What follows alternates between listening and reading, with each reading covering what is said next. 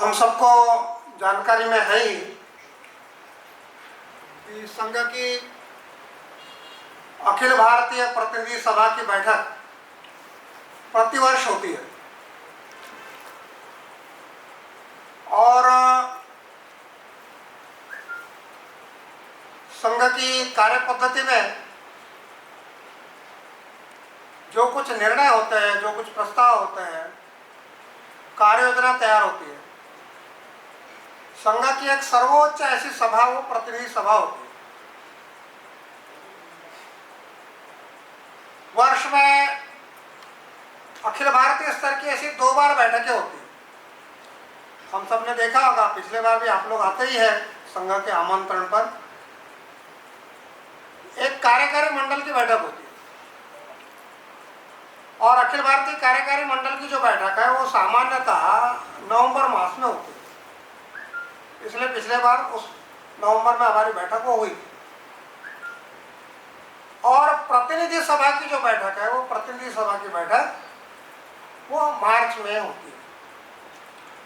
गत 11, 12, 13 मार्च को गुजरात के कर्णावती में इस बार ये बैठक संपन्न हुई। संघ की परिपाटी के अनुसार जब प्रतिनिधि सभा की बैठक होती है तो देश भर के सारे पत्रकार बंधु, सारी दृष्टि भी रहती है कि संघ इस बार क्या सोच रहा है। तो जानकारी लेने के लिए उत्सुकता भी रहती है और इसलिए प्रतिनिधि सभा के तुरंत बाद पूरे देश भर में प्रांतशः जो है वो ऐसी प्रेस वार्ता होती है। आज की इस प्रेस वार्ता उसी का आयोजन का हिस्सा है। हमारे बीच में आप सबके साथ में जो चर्चा करने वाले हैं, संघ के प्रांत के जो संघ चालक है हमारे डॉक्टर पूर्णेंदु सक्सेना जी, वो करेंगे। आप प्रसिद्ध अस्थि रोग विशेषज्ञ हैं। यहाँ जो वीवाई हॉस्पिटल है उसमें आप डायरेक्टर भी हैं और संघ के प्रांत संघ चालक के नाते हम सबका मार्गदर्शन करते हैं। मैं उनसे निवेदन करूंगा कि आप सबसे हमारे बीच में चर्चा करें। नमस्कार। आप सभी लोगों का राष्ट्रीय स्वयंसेवक संघ द्वारा आयोजित इस पत्रकार वार्ता में स्वागत है।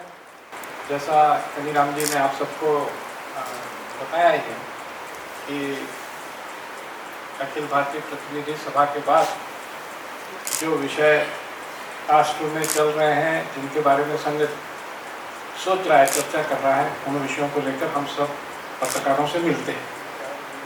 पत्रकारों से नहीं मिलते हैं, ऐसी शिकायत कई बार संगठनों के साथ रहती है, तो हम लोग निश्चित रूप से नियम पूर्वक साल में 2 बार मिलते ही हैं। और आज विधानसभा सत्र वगैरह भी चल रहा है, उन सबके बीच भी आप लोगों ने समय निकाल कर आए यहाँ, तो आप सबका स्वागत करता हूँ मैं। जैसा भैया ने बताया कि 11 से 13 मार्च के बीच ये अखिल भारतीय प्रतिनिधि सभा की बैठक कर्णावती में, अहमदाबाद में हुई और लगभग पूरे देश भर से 1200 लोग, वास्तव में संख्या का थोड़ा अनुशासन मर्यादा रखी गई थी जगह को और कोरोना की परिस्थिति को देते हुए। बहुत कोई सारी मर्यादाओं का पालन करते हुए और ये बैठक संपन्न हुई। सारे अखिल भारतीय अधिकारी, हमारे प्रमुख सक्षम चालक जी और सरकार्यवाह श्री दत्तात्रेय हसबले जी, इनका भी पूरे समय और सानिध्य हम लोगों को प्राप्त हुआ। ये संघ की सबसे बड़ी डिसीजन मेकिंग बॉडी होती है, तो हम सबके लिए भी और सहज रूप से आजकल सबके लिए ही थोड़ा सा और ध्यान देने का विषय बनता है। एक विषय तो रहता है कि संघ के कार्य की एक समीक्षा होती है कि पिछले वर्ष क्या हुआ, क्या नहीं हुआ, संघ कार्य की स्थिति क्या है। तो उसके बारे में ध्यान में आता है कि पिछले 2 वर्षों से कोविड के कारण संघ की शाखाओं को स्वाभाविक रूप से हमने बंद किया हुआ था कई जगह, लगभग सभी जगह। और बैठकों का क्रम, प्रवास का क्रम भी, जो 3 लहरें आई उसमें सब अनुशासनों का पालन करते हुए संघ के कार्य को जो प्रत्यक्ष ग्राउंड वर्क था वो कम हुआ, परंतु ये जो तीसरी लहर थी वो बहुत कम समय की ही रही। तो पिछले वर्ष से काम का बढ़ना फिर से प्रारंभ हुआ और आज की जो स्थिति है उसको मैं पिछले वर्ष की स्थिति के साथ तुलना करके आपको बताना चाहूँगा संक्षेप में ही कि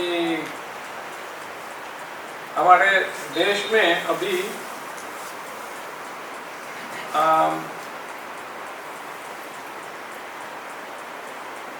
पिछले वर्ष तक 2021 में 34,569 जगहों पर स्थानों पर शाखाएं थी। इस वर्ष 38,390 स्थानों पर संघ की शाखाएं शुरू हो गई और कुल शाखाओं की संख्या जो पिछले वर्ष 55,652 थी वो अब 60,929 है। तो हम लगभग पिछले वर्ष के मुकाबले सिग्निफिकेंट आगे बढ़े हैं और प्री कोविड स्टेट पर लगभग पहुंच गए, बल्कि उससे कुछ आगे ही आ गए। एक विशेष प्रयास चल ही रहा है पूरे भारत में। संघ के सन 2025 में 100 वर्ष हो जाएंगे तो एक सभी कार्यकर्ता उत्साह में बढ़कर और काम बढ़ाने की एक उत्साह सामान्यतः एक सकारात्मकता का वातावरण सब जगह दिख रहा है। छत्तीसगढ़ में भी कुल 1031 स्थानों पर और 1389 शाखाएं इस वर्ष अभी की स्थिति में हैं और विश्वास है कि अभी ये काम एक लक्ष्य लेकर सब लोग इस काम को बढ़ाने के लिए लगे हैं। सेवा बस्तियों में भी आजकल हम लोग उस विषय पर भी विशेष ध्यान रखते हैं। तो कुल मिलाकर लगभग जो हमने चिन्हित की हुई है ऐसी लगभग 33,000 सेवा बस्ती हैं। उनमें से 7,266 में संघ का कार्य चल रहा है और कुछ न कुछ सेवा के कार्य भी चल रहे हैं। छत्तीसगढ़ में भी ऐसी सेवा बस्तियों की संख्या 327 चिन्हित है और उनमें से लगभग 121 में किसी न किसी प्रकार के कार्य भी चल रहे हैं, शाखाओं का संपर्क और सेवा के कार्य। तो इस प्रकार से एक संघ कार्य का अखिल भारतीय स्वरूप, उसकी विभिन्न प्रदेशों की स्थिति, राष्ट्रीय स्थिति, ये सब चीज की समीक्षा हुई। इसके सिवाय देश में कोरोना के बाद जो स्थितियां उत्पन्न होकर आई उसमें से निकलकर काफी सेवा के कार्य बड़े प्रमाण में हुए, टीकाकरण का काम बड़े प्रमाण में हुआ और पहली लहर में रोजगार पर सबसे अधिक घाटा हुआ, एक पैनिक सा था, कई काम धंधे बंद हो गए। दूसरी लहर में जनहानि बड़े प्रमाण में हुई और ये दोनों का एक सम्मिलित प्रभाव है। तो उससे उबरने के लिए अभी भी बहुत मेहनत करनी पड़ेगी समाज को। तो रोजगार सृजन को लेकर के और एक कुछ विशेष काम समाज ने, स्वयंसेवी संगठनों ने और सरकार ने, NGOs ने एक इसका वातावरण तैयार होना चाहिए कि अधिक से अधिक रोजगार सृजन। इस संदर्भ में संघ ने एक प्रस्ताव भी पास किया है। मैं माननीय कनीराम जी को बोलूंगा कि एक उस प्रस्ताव को पढ़कर आप लोगों के सामने रखें, आप लोगों को कृति भी उसकी दी जाएगी। इस प्रतिनिधि सभा में वैसे हर एक प्रतिनिधि सभा की ये परिपाटी भी रही है कि देश भर में संघ क्या सोचता है, तो संघ ने अपना मत व्यक्त करना अधिकृत दृष्टि से ये भी रहता है। इसलिए इस बार की जो प्रतिनिधि सभा में जो प्रस्ताव है वो बड़ा समसामयिक, वैसे सारे प्रस्ताव समसामयिक रहते हैं। इस बार का जो प्रस्ताव है वो प्रस्ताव भारत को स्वावलंबी बनाने हेतु कार्यों के अवसर बढ़ाना आवश्यक, इस पर प्रस्ताव पारित हुआ है। मैं पढ़ रहा हूँ, आशा है कि आप सब लोग प्रस्ताव की बारीकों को थोड़ा ध्यान देकर पढ़ेंगे तो सारा संदर्भ हम सबके ध्यान में आएगा। प्राकृतिक संसाधनों की प्रचुरता, मानवीय शक्ति की विपुलता और अंतर्निहित उद्यम कौशल के चलते भारत अपने कृषि, विनिर्माण और सेवा क्षेत्रों को परिवर्तित करते हुए कार्य के पर्याप्त अवसर उत्पन्न कर अर्थव्यवस्था को उच्च स्तर पर ले जाने की क्षमता रखता है। विगत कोविड महामारी के कालखंड में जहां हमने रोजगार तथा आजीविका पर उसके प्रभाव का अनुभव किया है, वहीं अनेक नए अवसरों को उभरते हुए भी देखा है, जिनका समाज के कुछ घटकों ने लाभ उठाया है। अखिल भारतीय प्रतिनिधि सभा इस बात पर बल देना चाहती है कि रोजगार की इस चुनौती का सफलतापूर्वक सामना करने हेतु समूचे समाज को ऐसे अवसरों का लाभ उठाने में अपनी सक्रिय भूमिका निभानी होगी। अखिल भारतीय प्रतिनिधि सभा का मत है कि मानव केंद्रित, पर्यावरण के अनुकूल, श्रम प्रधान तथा विकेंद्रीकरण एवं लाभांश का न्यायसंगत वितरण करने वाले भारतीय आर्थिक प्रतिमान अर्थात मॉडल को महत्व दिया जाना चाहिए, जो ग्रामीण अर्थव्यवस्था, सूक्ष्म उद्योग, लघु उद्योग और कृषि आधारित उद्योगों को संवर्धित करता है। ग्रामीण रोजगार, असंगठित क्षेत्र एवं महिलाओं के रोजगार और अर्थव्यवस्था में उनकी समग्र भागीदारी जैसे क्षेत्रों को बढ़ावा देना चाहिए। हमारी सामाजिक परिस्थिति के अनुरूप नई तकनीकी तथा सॉफ्ट स्किल्स को अंगीकार करने के प्रयास करना अनिवार्य है। यह उल्लेखनीय है कि देश के प्रत्येक भाग में उपर्युक्त दिशा में आधारित रोजगार सृजन के अनेक सफल उदाहरण उपलब्ध हैं। इन प्रयासों में स्थानीय विशेषताओं, प्रतिभाओं और आवश्यकताओं को भी ध्यान में रखा गया है। ऐसे अनेक स्थानों पर उद्यमियों, व्यवसायियों, सूक्ष्म वित्त संस्थानों, स्वयं सहायता समूहों और स्वैच्छिक संगठनों ने मूल्यवर्धित उत्पादों, सहकारिता, स्थानीय उत्पादकों के प्रत्यक्ष विपणन और कौशल विकास आदि के क्षेत्रों में प्रयास प्रारंभ किए हैं। इन प्रयासों ने हस्तशिल्प, खाद्य प्रसंस्करण, घरेलू उत्पादों तथा पारिवारिक उद्यमों जैसे व्यवसायों को बढ़ावा दिया है। उन सभी अनुभवों को परस्पर साझा करते हुए जहां आवश्यकता है वहां उन्हें दोहराने के बारे में विचार किया जा सकता है। कुछ शैक्षिक व औद्योगिक संस्थानों ने रोजगार सृजन के कार्य में उल्लेखित योगदान किया है।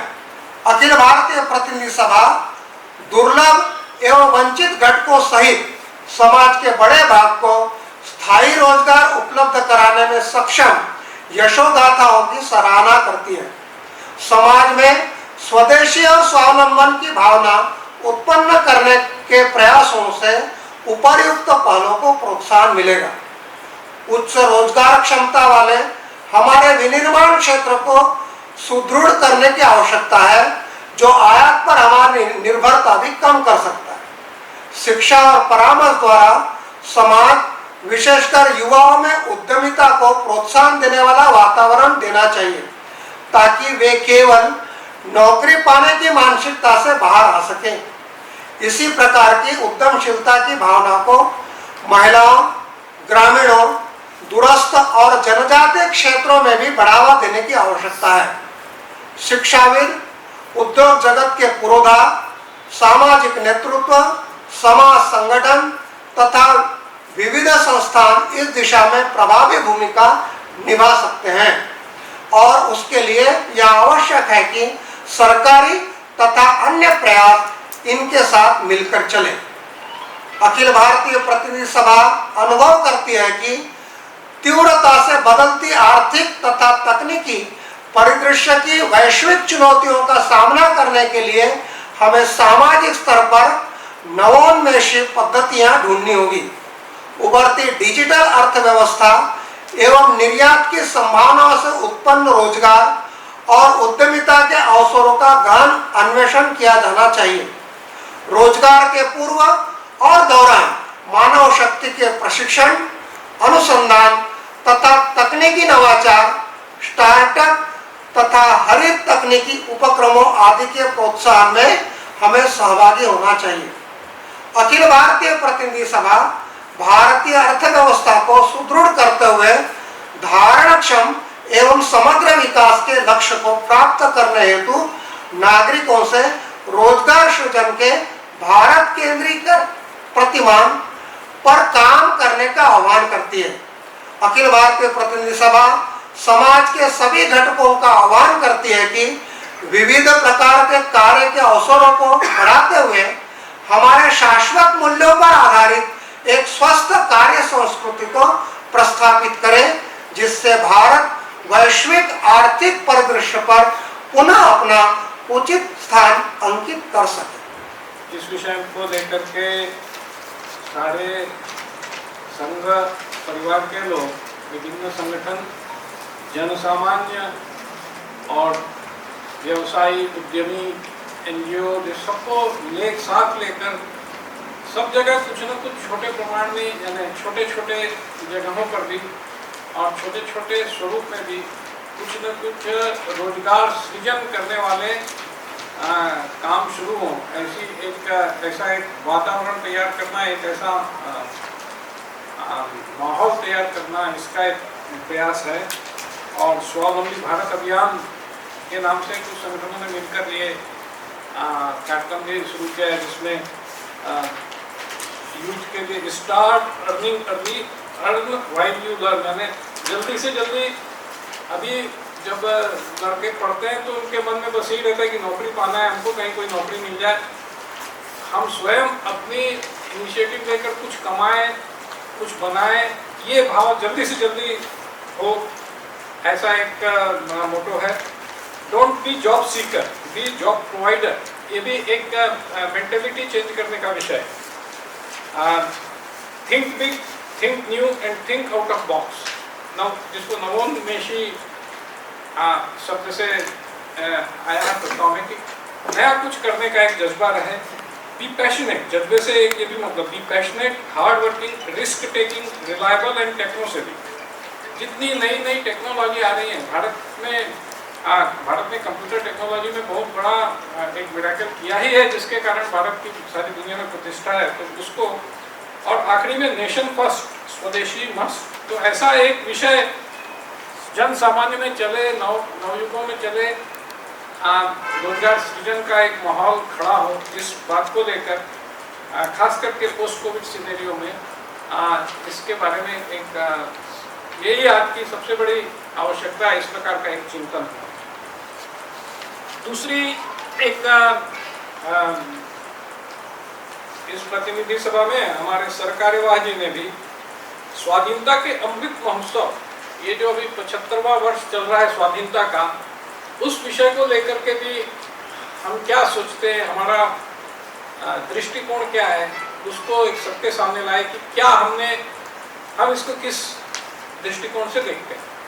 वास्तव में भारत का स्वाधीनता आंदोलन एक बहुत लंबा आंदोलन था और सारे देश में उत्तर से लेकर दक्षिण, पूर्व से पश्चिम तक विभिन्न प्रकार के लोगों ने, विभिन्न जातियों के, विभिन्न प्रांतों के लोगों ने और विभिन्न क्षेत्रों में, ये मेरा देश है, इसके लिए ये जो विदेशी आकर यहाँ पर राज कर रहे हैं ये ठीक नहीं है, मेरे देश में मेरा अपना स्व का बोलबाला होना चाहिए, स्व का एक आधिपत्य होना चाहिए। इस विषय को लेकर पूरे देश में एक वातावरण था और ये एक दिन दो दिन नहीं था, ये लगभग 400 साल, जब से पोर्टुगीज आए, जब से यूरोपियन कंपनियां भारत के विभिन्न तटीय क्षेत्रों में आने लगी, तब से ये बात स्थानीय राज्य राजवाड़ों में ही नहीं अपितु भारत के समग्र समाज में इस स्व के लिए एक आंदोलन खड़ा हुआ। ऐसा ही अनूठा आंदोलन भारत की आज़ादी का आंदोलन रहा है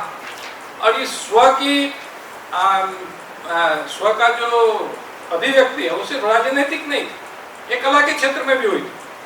अब आज हम भारत माता का चित्र देखते हैं, किसी ने बनाया होगा कभी शुरू में, हम भारत के देवी देवताओं की फोटो देखते हैं, किसी ने बनाई होगी, किसी ने इसकी कल्पना की होगी। तो ये भारत के बारे में कला, वंदे मातरम, ये कोई हथियार नहीं, ये गीत है। साहित्य के क्षेत्र में स्व की अभिव्यक्ति है। कितने लोगों को इसने मोटिवेट किया, ये हमको अनुभव करना चाहिए। तो यही इस जो स्व की अनुभूति एक बार फिर से हमारे समाज में खड़ी हो, ताकि हम जो छोटी छोटी, कई बार ऐसा लगता है कि ये क्यों कर रहे हैं, किसी छोटे स्वार्थ के लिए कर रहे हैं, किसी प्रांतीय स्वार्थ के लिए कर रहे हैं, किसी व्यक्तिगत आर्थिक लाभ के लिए कर रहे हैं, ये नहीं। कुछ चीजें देश के लिए होनी चाहिए, उसको दोबारा हृदय में अनुभूत करने का ये समय है।